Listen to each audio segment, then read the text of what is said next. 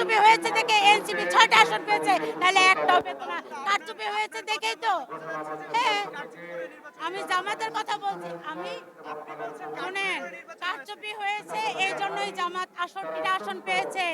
কারচুপি হয়েছে, ভাগাভাগি হয়েছে দেখে জামাত 68টা আসন পেয়েছে।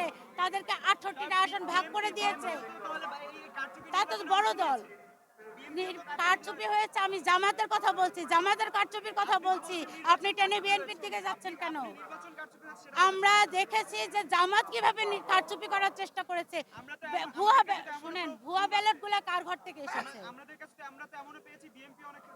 পেয়েছেন করার চেষ্টা করেছে, তখন আমার সেনাবাহিনী ভাইরা ওদেরকে কান ধরে উঠবাস করায়নি? করিয়েছে, কান ধরে উঠবাস করিয়েছে। অন্য দল বলতে এখানে জামাত ছিল, এনসিপি ছিল, বিএনপি ছিল। অন্য দল কোথায় দেখেছে? আওয়ামী লীগ তো ছিলই না। আমাদের নতুন দল বাংলাদেশকে তো নিবন্ধনই দেয়নি। আপনার প্রশ্ন আমি এড়িয়ে যাচ্ছি না। আমি আপনার